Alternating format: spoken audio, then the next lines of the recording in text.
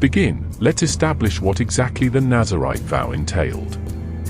The rules and requirements for this vow are laid out in the book of Numbers, chapter 6, verses 1 to 21. The first biblical figure associated with the Nazarite vow is Samson, one of the most famous judges of ancient Israel. Samson's Nazarite status is established in the book of Judges, chapter 13, where the angel of the Lord appears to his mother and declares that her son shall be a Nazarite to God from the womb. Samson's long hair and superhuman strength are directly tied to his Nazarite vow. We're told that no razor shall come upon his head, and that the Spirit of the Lord began to stir him. His prodigious physical abilities, including feats like killing a lion with his bare hands and slaying 1,000 Philistines with the jawbone of a donkey, were understood to be gifts from God due to his special status as a Nazarite. Of course, Samson ultimately breaks his vow by allowing Delilah to cut his hair, which leads to his capture and eventual death at the hands of the Philistines. But his story illustrates the immense power and significance associated with the Nazarite vow in ancient Israelite culture. Another prominent Old Testament Nazarite was Samuel, the prophet who anointed both Saul and David as kings of Israel. Like Samson, Samuel was consecrated as a Nazarite from birth by his mother Hannah, who had dedicated him to the Lord's service. Though the text doesn't go into the same level of detail about Samuel's Nazarite observances, we can infer that he too abstained from wine and maintained his long hair throughout his life as a prophet and judge. Jumping forward to the New Testament era, we encounter another Nazarite figure in the person of John the Baptist. John's connection to the Nazarite vow is made explicit in the Gospel of Luke, where the angel Gabriel announces to Zechariah that his son John will be great in the sight of the Lord, and shall drink neither wine nor strong drink. This prohibition on consuming any grape-based products is a clear reference to the Nazarite requirements. Additionally, the Gospels describe John as wearing clothing made of camel's hair and having a wild, unkempt appearance, traits associated with Nazarites who let their hair grow long without cutting it. John the Baptist's role as a prophetic forerunner to Jesus Christ is well established. But his identity as a Nazarite adds an additional layer of significance to his ministry. Just as Samson was set apart from birth for a divine purpose, so too was John designated from the womb to prepare the way for the Messiah. John's ascetic lifestyle and stern, uncompromising messages of repentance evoke the spirit of the great Israelite judges like Samson. And his status as a Nazarite underscores his special relationship to God and his calling to call the people back to righteousness in advance of Christ's arrival. Which brings us to the final and most profound connection, the Nazarite vow and its relationship to Jesus Christ. While the Gospels do not explicitly state that Jesus himself took the Nazarite vow, there are strong indications that he shared in this tradition. For one, Jesus' own cousin John the Baptist was a Nazarite, and Jesus submitted to being baptized by John, affirming his prophetic ministry.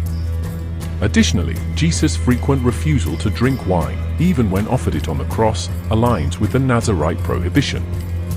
Moreover, the Gospels describe Jesus as having long hair, which would have been a natural consequence of the Nazarite vow.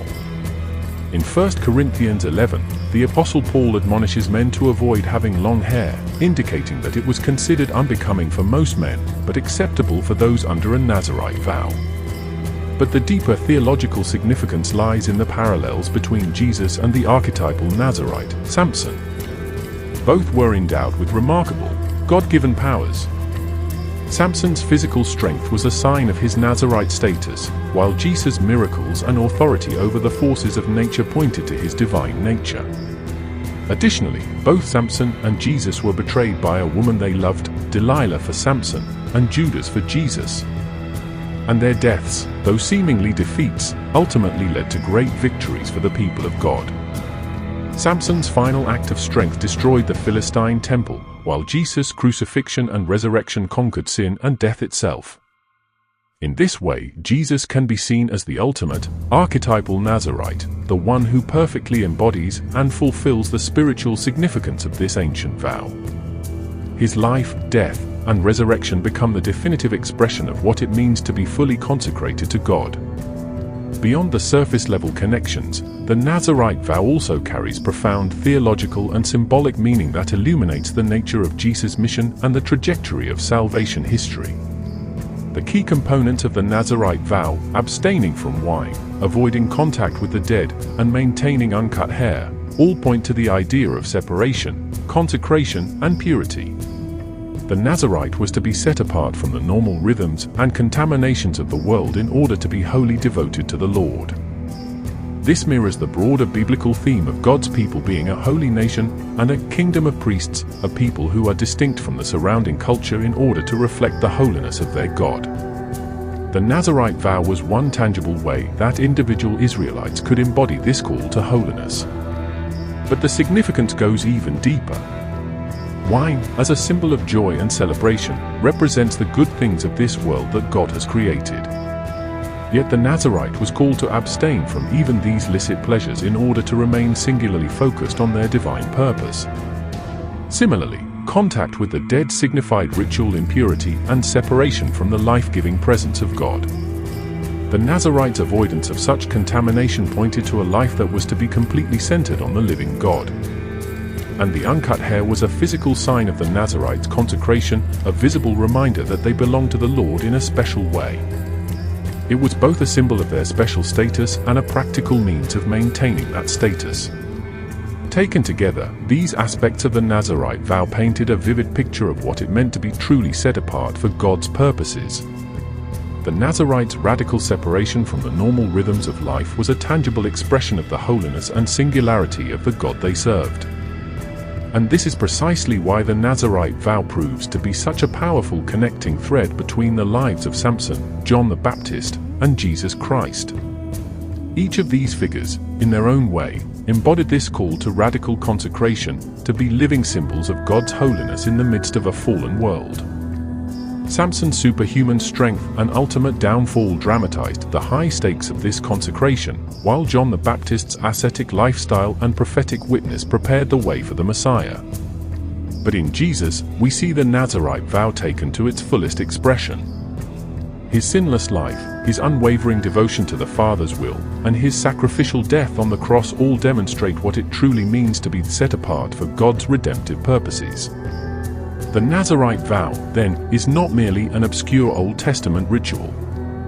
Rather, it is a profound spiritual principle that illuminates the deepest truths about the nature of God, the human condition, and the path of salvation. Through the lives of these Nazarite figures, we catch a glimpse of what it means to live a life fully consecrated to the Lord.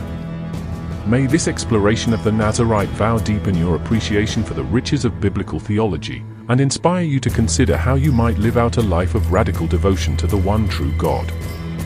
Thank you for joining me on this journey. I pray it has been both informative and transformative.